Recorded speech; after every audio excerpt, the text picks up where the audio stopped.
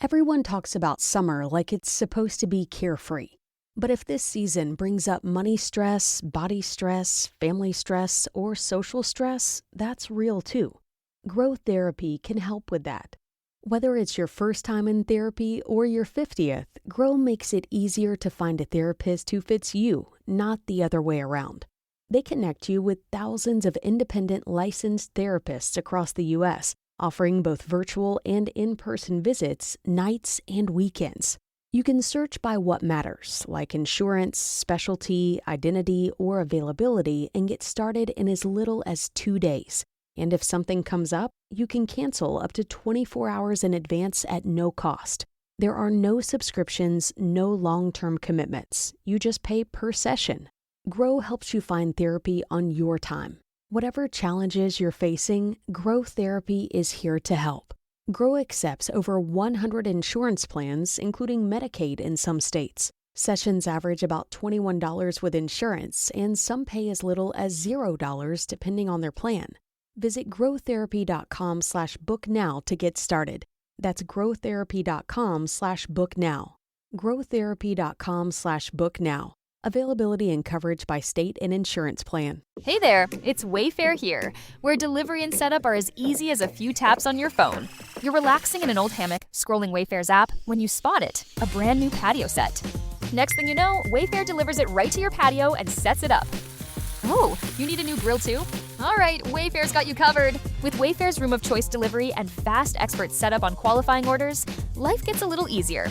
Visit wayfair.com or the Wayfair app. Wayfair, every style, every home. How would you like a 15% discount to my daily email, the stack of stuff, the show notes, discounts to the conference, all of that? All you need to do is text the word show to 33777. You'll get the annual subscription with a 15% discount to my daily email. You'll get the stack of stuff, the links to the show notes, discounts to the conference, and so much more.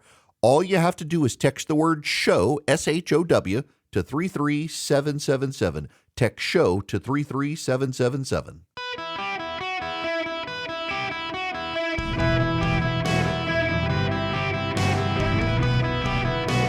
Welcome to the Eric Erickson Show podcast, Hour 1. Well, I guess it's a slow news day, huh? Not a lot to talk about here. Welcome to Houston, Texas. Glad to have you part of the Eric Erickson Show. We'll get into who I am and why you should listen later, because we've got to talk about all the stuff. Right now, there's actually some breaking news.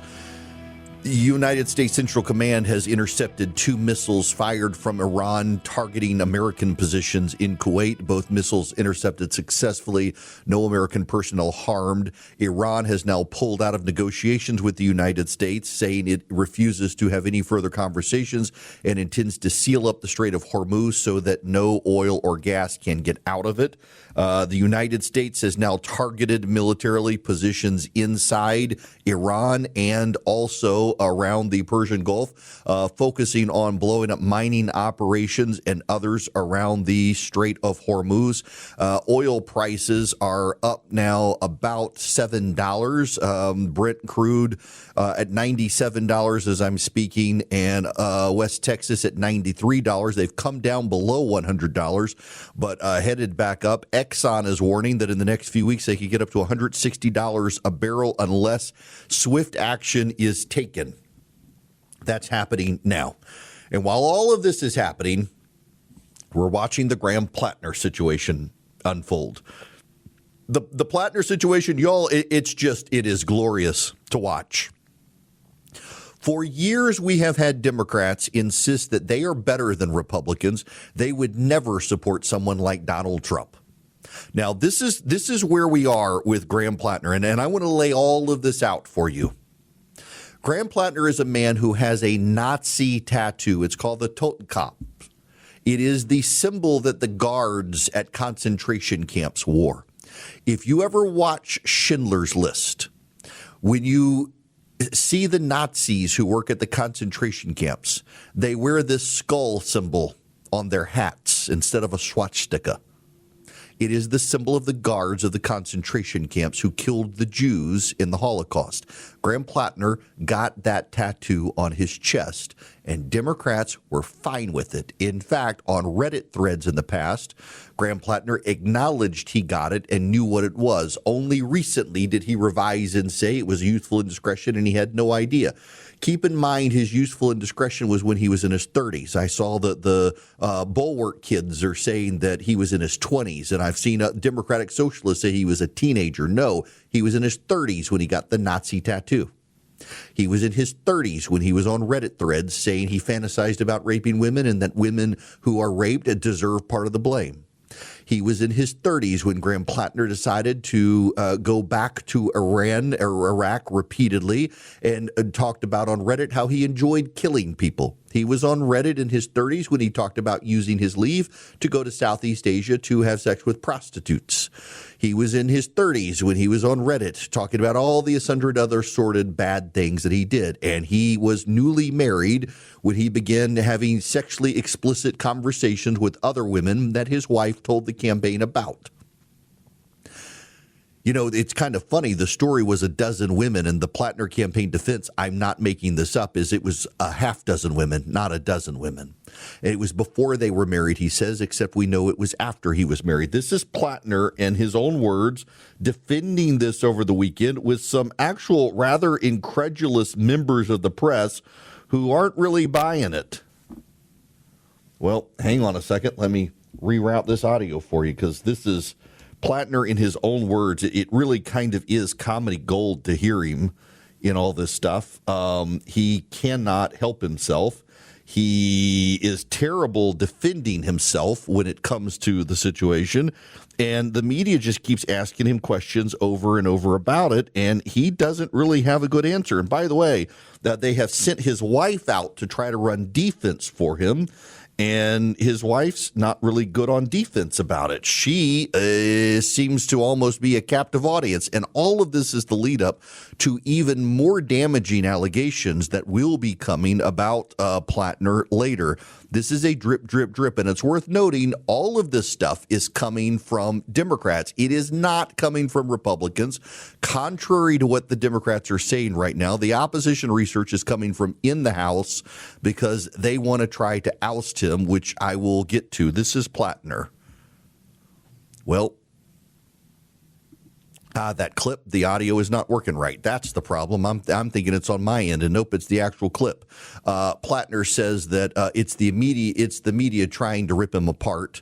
He says that he is in a loving marriage, and they ask him if the text chats are real, and he says no, they're not real. Now he denies that they're real, but actually they are very, very, very real. Not only are they very, very real, they are documented. And then the latest scandal is he is on this app called Kik, K-I-K. Kip is the favored app of predators out there right now. It is a random internet app where you can solicit drugs and other things. You can solicit relationships, and the messages do not last. And he has a photo of himself in his profile, which still exists today, where he is artfully covering up his Nazi tattoo, and he is wrapped in a towel, and that is all he is wrapped in. Now, the Democrats, of course, are doing their best to try to spin this. This is Representative John Garamendi on with John Berman on CNN. Representative Garamendi, of course, is trying to defend Platner as best and I'm talking about the Senate race in Maine, where Graham Platner, who is leading in all the polls there, basically all but certain to be the Democratic nominee. The New York Times and Wall Street Journal reported the existence of these sexually explicit text messages that he sent to several women, the reports say, after he was married. There's the twist that it was actually his wife who turned it over to his campaign more than a year ago, and then they were released. But how concerned are you about his electability and his suitability to be a U.S. Senator? Well, he certainly has many good attributes. He has a great background. He comes to this issue with a strength, both of personality and determination, as well as his history. But like most everybody, there are stumbles along the way, and there are some things that he regrets having done, and I'm sure the public will hear about them. There are stumbles along the way. This is the line the Democrats want to take. There are stumbles along the way. Here is Connecticut Congressman Chris Murphy defending Platner. A point about spirit and character. The campaign for Graham Platner confirmed to CBS on Saturday that the Maine Senate candidate had sent sexually explicit texts to women other than his wife. This is in addition to other... Stop. So keep in mind, Platner over the weekend denied having sent the text messages, and his campaign affirmed that he had sent the text messages. That's important for you to understand. Platner says, I didn't do it. It's a lie. And his campaign says, yes, he did do it, but only to 6 women, not to 12. Controversies. Does he pass the character test? Yeah, I mean, I have not followed this story as closely as others have, but I mean, Graham Platner is somebody that served our country. He served his community. He's also made mistakes, and he has admitted that. Character also involves standing up to people who are bankrupting and corrupting this country, and this race is going to be a contrast between somebody that has put his life on the line for this country against somebody that is literally empowering the moral hollowing out of our nation from the White House. So he certainly admitted that he has made mistakes, but I think this is going to be a pretty clear contrast in Maine between somebody who has spent his life protecting us versus somebody who seems to be protecting Donald Trump's corruption. Okay, let me pause here. Chris Murphy, senator from Connecticut, says this is going to be a clear contrast between someone who is protecting America and someone who is protecting Donald Trump. Graham Platner is running against Susan Collins, one of the few Republicans who decided to vote to convict Donald Trump in his impeachment trial. Susan Collins voted to convict Donald Trump. Susan Collins has been more likely to vote against Donald Trump's agenda than for Donald Trump's agenda in the Senate. She is the Republican that Democrats say we need. She is the Republican that Democrats say the country needs, that she's willing to stand up to Donald Trump. She's willing to vote to convict him for impeachment, and suddenly she is the existential threat. They're willing to defend a Nazi against Susan Collins because it's not actually about that. It's about power and control of the Senate. They claim in very high-mindedness that only you Republicans would be so terrible as to back people like Ken Paxton in Texas. Give us a break. And yet they're willing to stand up with a Nazi. And the worst allegations are yet to come about Graham Platner. And they're willing to defend him at all costs. This is Karen Finney, one of the more honest Democrats that are out there in America these days, on television, talking about this on one of the panel discussions on CNN. Karen, Democrats are gonna have to defend, are going to be asked again and again, is this behavior appropriate?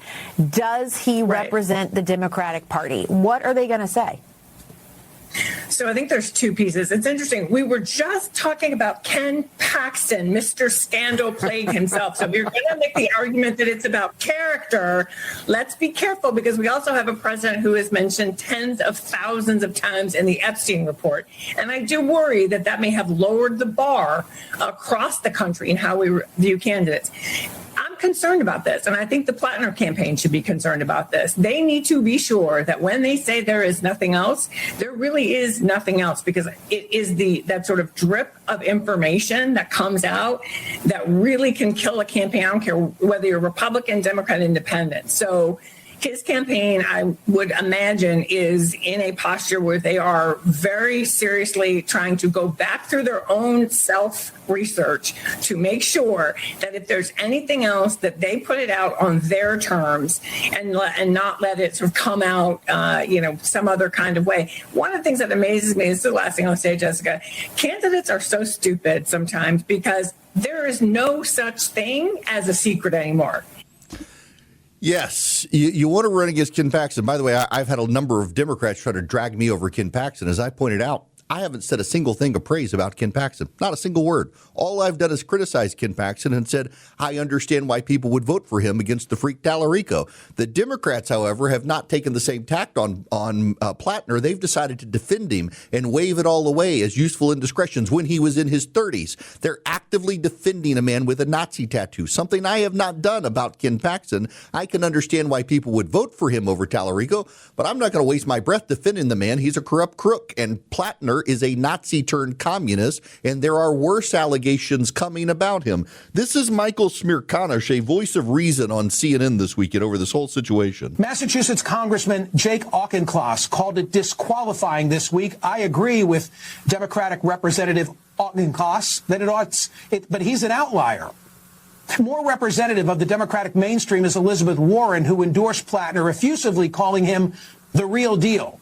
Warren was not deterred by the Reddit posts or how he referred to himself as a communist or the 18-year-old tattoo.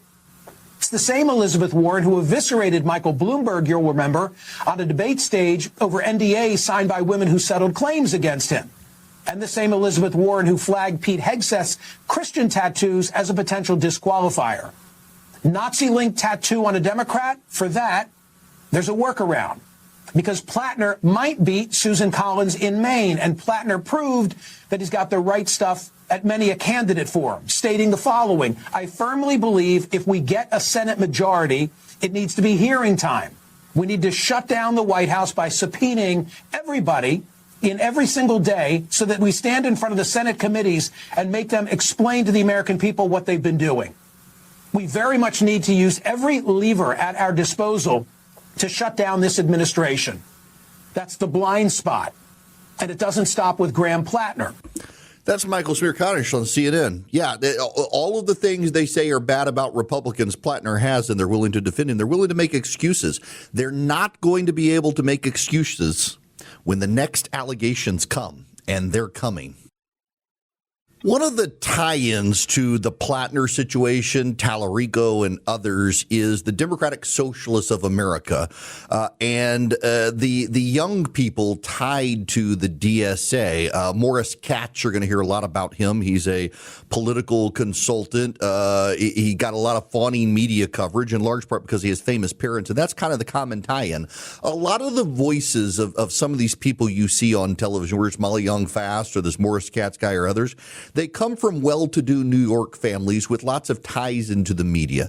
And these kids become Democratic socialists because their parents are at the upper echelons of society and they believe they are entitled to be there. And they find that capitalism is a threat to their ability to be in the upper echelons of society because they're not very competent. So they use their family connections and ties to bolster themselves and then to advance policies that can guarantee they lock in at the top of society.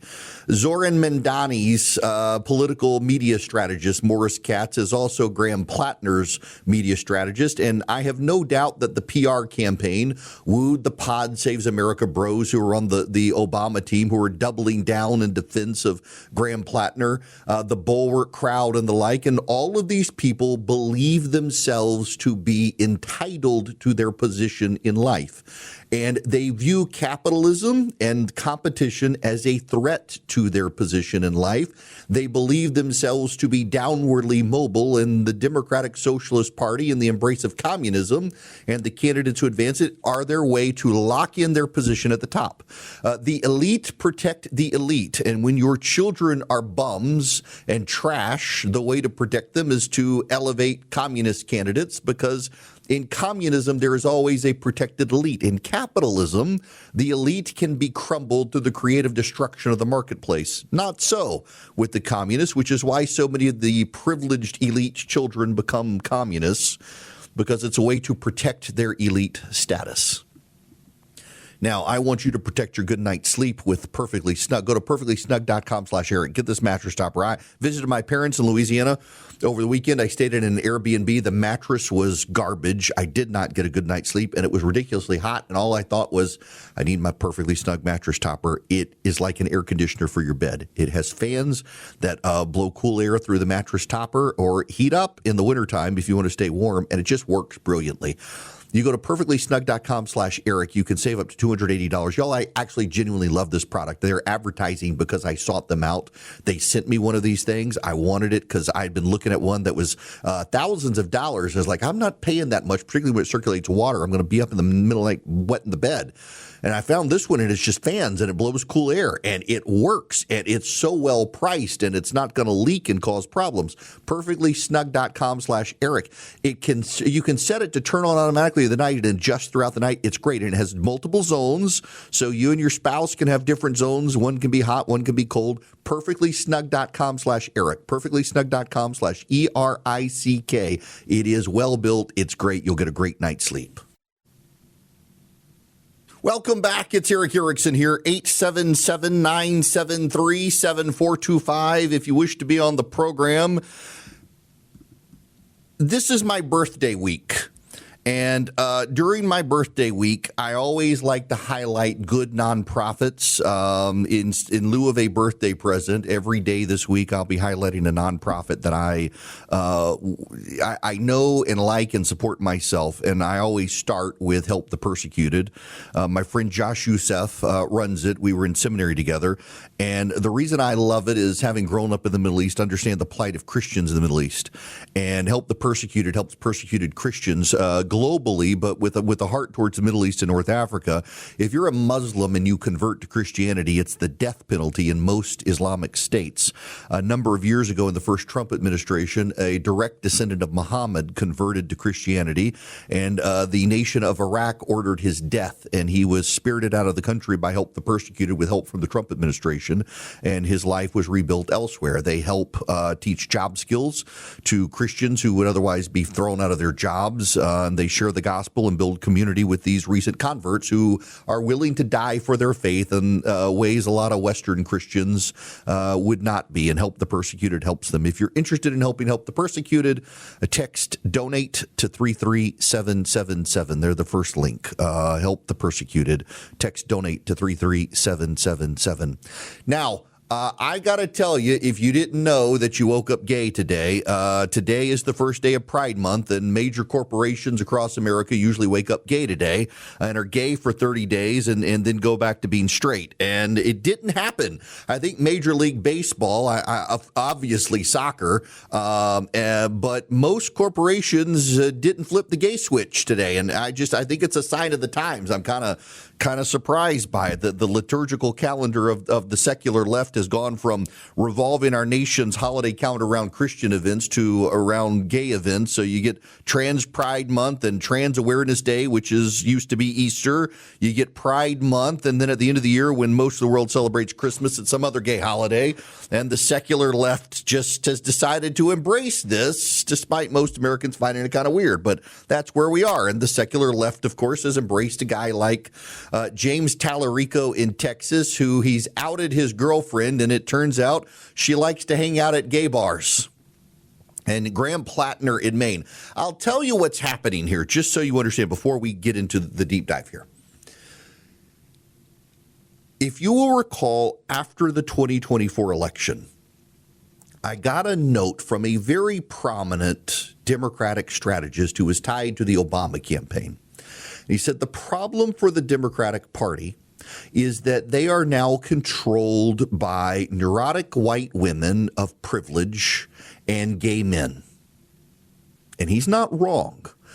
Prominent neurotic white women and lesbians and gay men are the chief members of the Democratic Party. It's why so many non-white people are leaving the Democratic Party.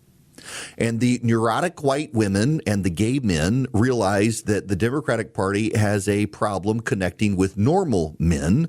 And so what did they do? In Texas, they looked at Beto O'Rourke coming within a few points of Ted Cruz and said, how can we Beto? Can we more feminize Beto O'Rourke? And so they found the Beto, James Tallarico, and they're running him against Ken Paxton. And in Maine, they said, let's just go full toxic masculinity. And in full toxic masculinity, they came up with Graham Platner. Now, I say that, and you think that I'm just lying. But no. In fact, his own media consultant, Morris Katz, who I was talking about, a young Democratic socialist whose parents are a privilege, and he's advancing socialists as a way to hang on to his privilege. My buddy Joel Mabry points out that when Morris Katz says that Graham Platner is one of them, he specifically means that Graham Platner's horrific Reddit post blaming rape victims shows he's just like young men that Trump has taken. This is a top Democratic strategist that thinks the young men who voted for Donald Trump are dirtbags and inherently the property of the Democratic Party, whom Trump has taken from them. That is who this guy is, Morris Katz. Morris Katz, they claim that he's the new David Axelrod. He's the brains and enforcer behind Platner and Mamdani. He's born in the south end of Manhattan. He actually wrote a children's book on puberty and wanted to put a picture of his male reproductive organ in it, and the publishers told him he should not think about that. This 20-something wrote a book, The Unanswered Questions About Puberty, and wanted to actually put a picture of his male reproductive organ in the book, and the publishers had to tell him it would be problematic. Why did he want to publish a book? Because his mother's a book publisher, and so he, being an elitist of an elite family, decided that he would copy that, and he was thoroughly rejected and didn't do well, so he's become a socialist to advance socialist candidates, because socialism is ultimately, at the end of the day, a clique. Everybody's miserable except the wealthy people at top who get to preserve their privileges, and that's what he's doing. And he decided the way to advance in Maine was to find a toxically masculine male, and that was the way to connect to Trump voters. You should be deeply insulted by that, just as you should in Texas with Tallarico. Here's the problem for the Democrats. They planted their flag with Platner.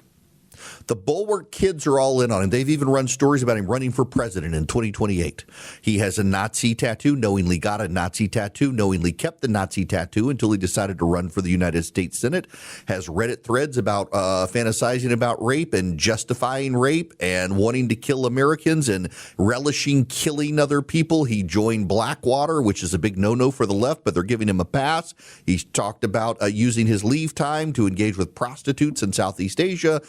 He has been sexting women while married. He's on an app that is a favorite of predators with a towel wrapped around him covering his Nazi tattoo. And there are assault allegations that are being rumored about now. So I want you to think where the Democrats have planted the flag on Graham Platner. And now let me tell you, I was on with Mark Halperin this morning talking about this. I am told very reliably the reason the Democrats have decided to try to push him out, and you need to understand, this is the Democrats trying to push Platner out. It's not the Republicans. Republican opposition research is coming, and the Democrats know what the Republicans have.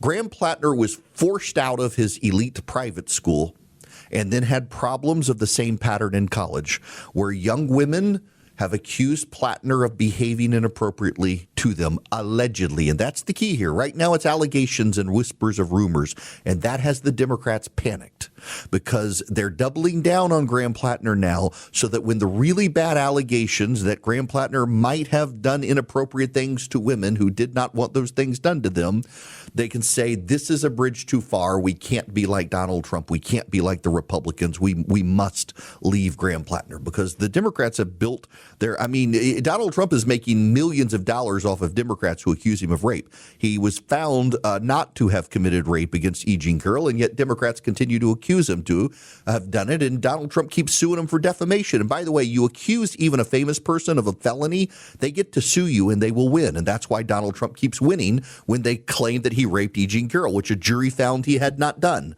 Did you know that, by the way? The jury found he had not done it. But there are allegations that go back to Graham Platner in high school.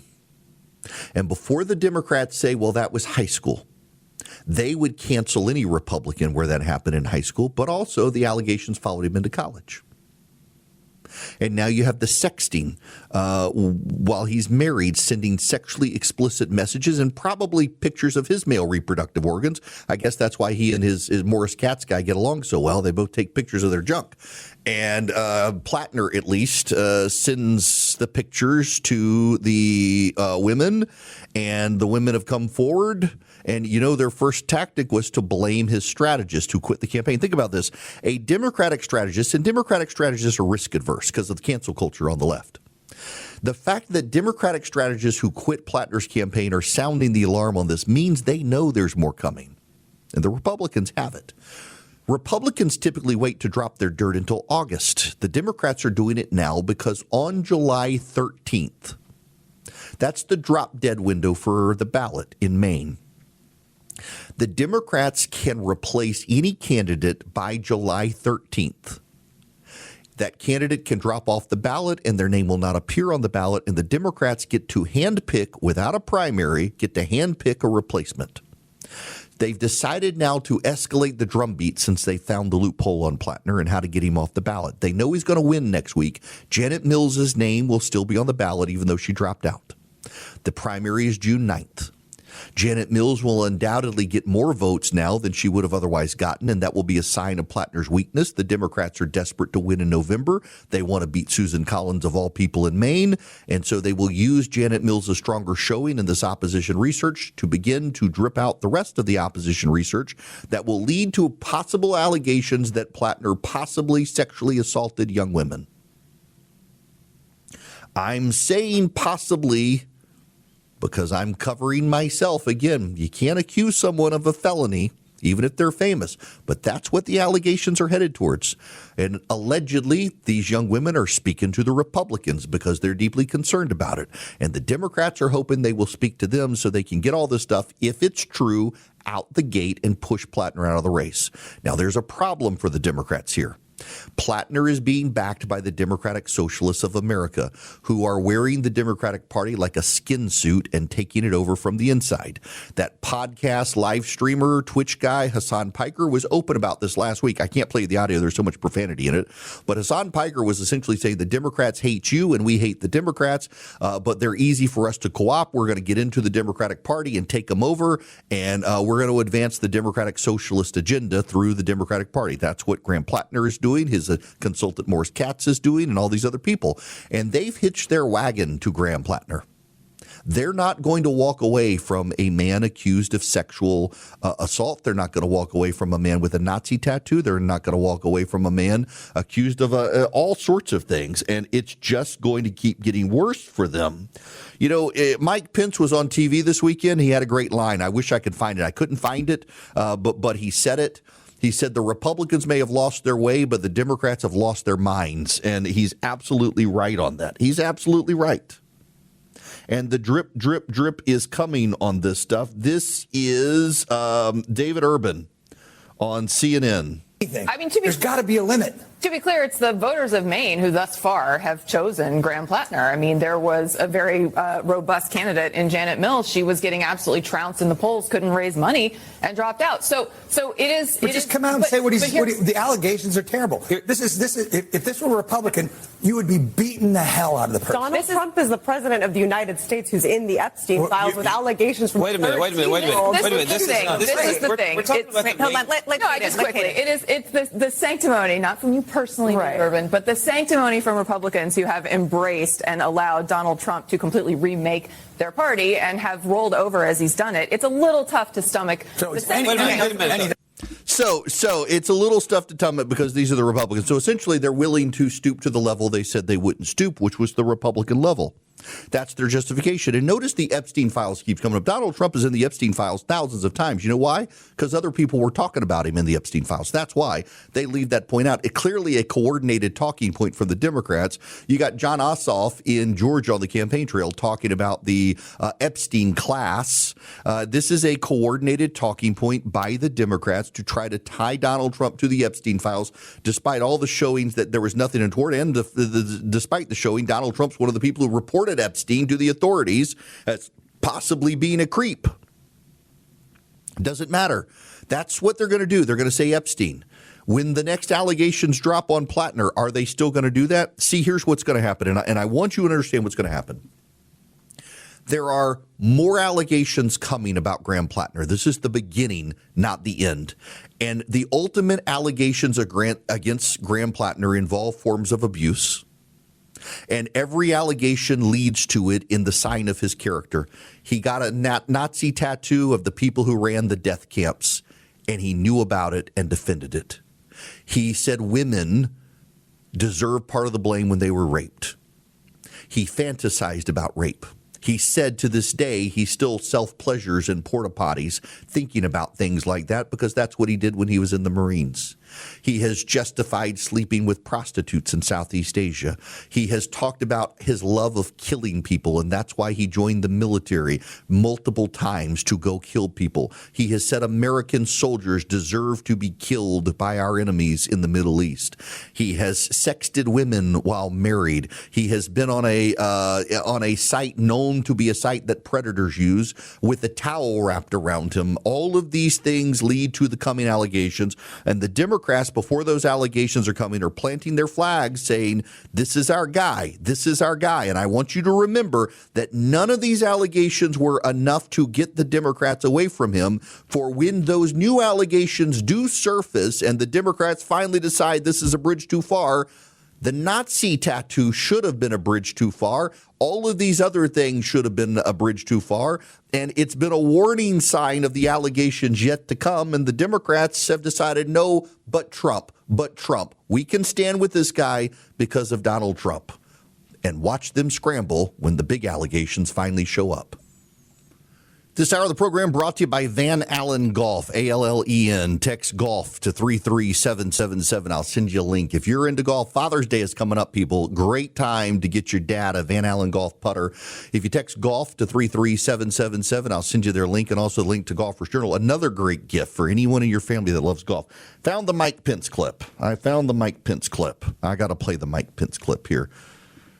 From the former vice president, this is a very good statement here. Well, I could never, if I was voting in Texas, I could never vote for the Democrat nominee, Tallarico, who is a radical left, supports abortion on demand. But do you support Ken Paxton? Gender ideology of the Democratic Party? Look, I think in many respects, Republicans have lost our way, but Democrats have lost their mind. And I think the reason why we're going to hold the Senate, and we have a real shot to hold the House, is because of the extremism on the Democratic side. Yes.